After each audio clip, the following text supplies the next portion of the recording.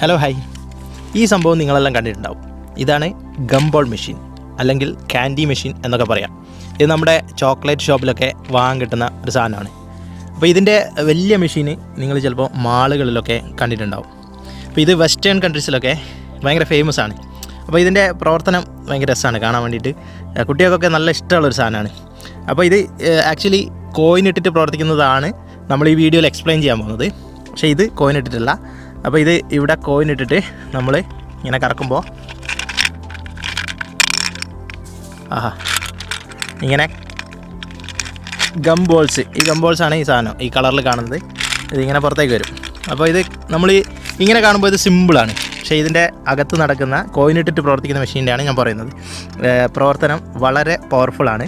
അപ്പോൾ അത് ഇങ്ങനെ നമുക്ക് നോക്കിക്കഴിഞ്ഞാൽ മനസ്സിലാവില്ല. അപ്പോൾ നമ്മളെന്താ ചെയ്യുന്നത് വെച്ച് കഴിഞ്ഞാൽ ഇതിൻ്റെ 3D മോഡൽ ചെയ്തിട്ട് ഇതിൻ്റെ അകത്ത് നടക്കുന്ന പ്രവർത്തനങ്ങൾ എങ്ങനെയാണെന്ന് എളുപ്പം മനസ്സിലാക്കാം.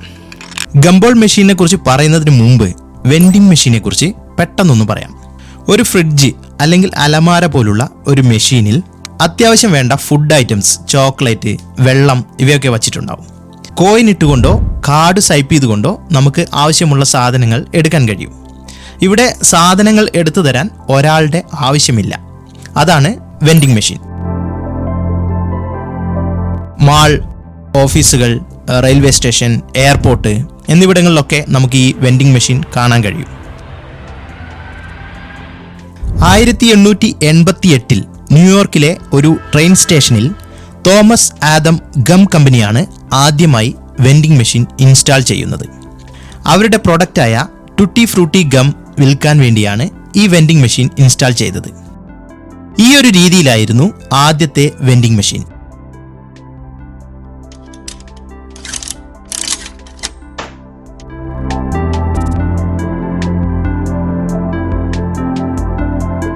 ഇതിനുശേഷം 1907 ടെഡി ബെയർ ഗംബോൾ കമ്പനിയാണ് ആദ്യമായി കോയിനിട്ട് പ്രവർത്തിക്കുന്ന ഗംബോൾ മെഷീൻ കണ്ടുപിടിക്കുന്നത്. സൂക്ഷിച്ചു നോക്കിയാൽ വളരെ ഇൻട്രസ്റ്റിംഗ് ആണ് ഇത്. ഇതിന്റെ ഫുൾ പ്രവർത്തനം എങ്ങനെയാണെന്ന് എളുപ്പം എക്സ്പ്ലെയിൻ ചെയ്യാൻ ശ്രമിക്കാം. ഗംബോൾ മെഷീന്റെ ഏറ്റവും ഇൻട്രസ്റ്റിംഗ് ആയിട്ടുള്ള ഭാഗമാണിത്.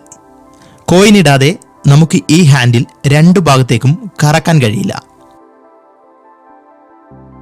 നമ്മൾ ഇതിൽ കോയിൻ ഇൻസേർട്ട് ചെയ്താൽ ഹാൻഡിൽ ക്ലോക്ക് വൈസ് ഡയറക്ഷനിൽ കറക്കാൻ കഴിയും.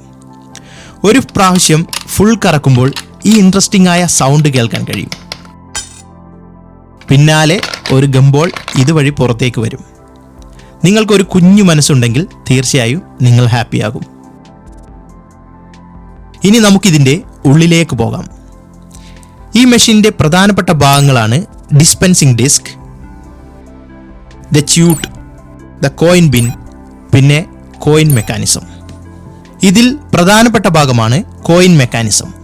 ആദ്യം അതെന്താണെന്ന് നോക്കാം.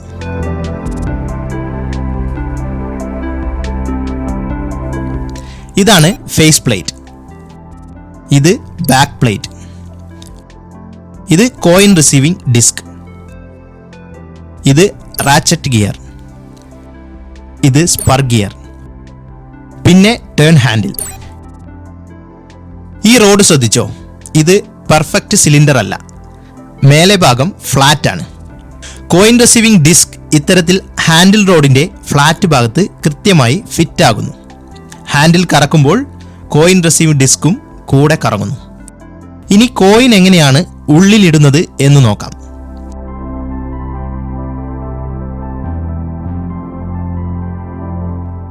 കോയിൻ ഈ രീതിയിൽ ഇട്ട് ഹാൻഡിൽ കറക്കുമ്പോൾ ഡിസ്കിന്റെ കൂടെ കോയിനും കറങ്ങി ഈ ഭാഗത്തേക്ക് എത്തുമ്പോൾ പുറത്തേക്ക് വന്ന് കോയിൻ ബിന്നിലേക്ക് വീഴുന്നു.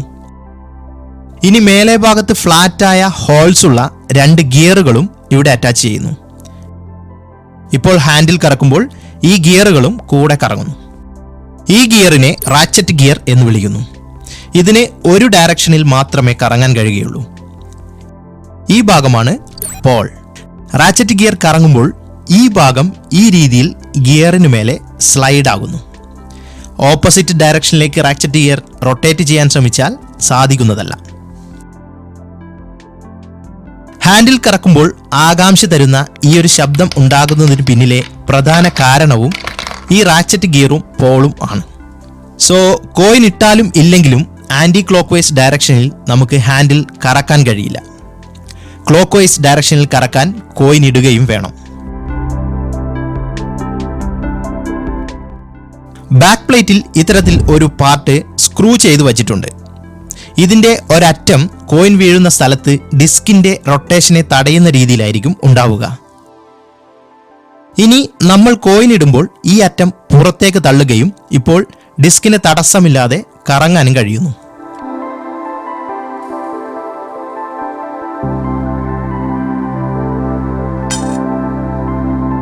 ഈ മെഷീൻ വീട്ടിലോ ഓഫീസിലോ ഉപയോഗിക്കുമ്പോൾ കോയിൻ ഇടാതെ എല്ലാവർക്കും ക്യാൻഡി എടുക്കണമെങ്കിൽ ഈ പാർട്ട് റിമൂവ് ചെയ്താൽ മതിയാകും. നോ കോയിൻ നോ പ്രോബ്ലംസ്, ആർക്ക് വേണമെങ്കിലും ഗൺബോൾസ് എടുക്കാം. ഇനി ബാക്കി ഭാഗങ്ങൾ കൂടി നോക്കാം. ഇവിടെ ഒരു പ്ലേറ്റ് പോലെ ഒരു ഭാഗമുണ്ട്.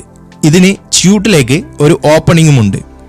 ഇതിനു മേലെയായി ഡിസ്പെൻസർ ഡിസ്കും ഒരു സെപ്പറേറ്ററും ഉണ്ട്. ഇവിടെ ഡിസ്പെൻസർ ഡിസ്കിന്റെ താഴെ ഭാഗത്ത് ഗിയർ മെക്കാനിസം ഉണ്ട്.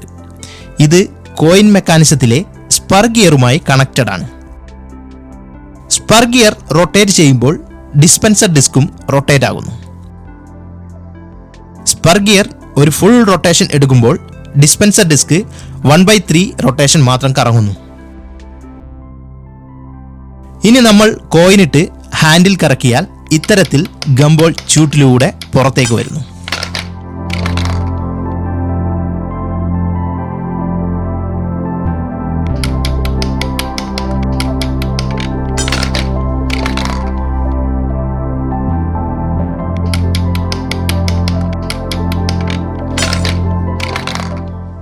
ഗംബോളിന്റെ വലുപ്പത്തിനനുസരിച്ച് ഈ സ്ക്രൂ അഡ്ജസ്റ്റ് ചെയ്തുകൊണ്ട് ഈ ഓപ്പണിംഗ് കൂട്ടാനും കുറക്കാനും സാധിക്കും.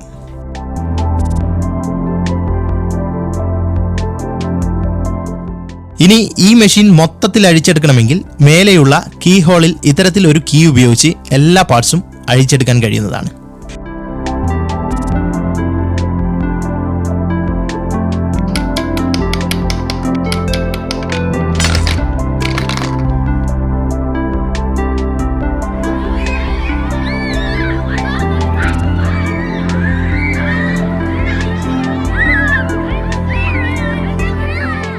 എങ്ങനെയുണ്ട് ഗംബോൾ മെഷീൻ? സിമ്പിൾ ആണെങ്കിലും പവർഫുൾ അല്ലേ? നിങ്ങൾ ഈ ചാനൽ ആദ്യമായിട്ടാണെങ്കിൽ മൈ നെയിം ഈസ് രജിൽ.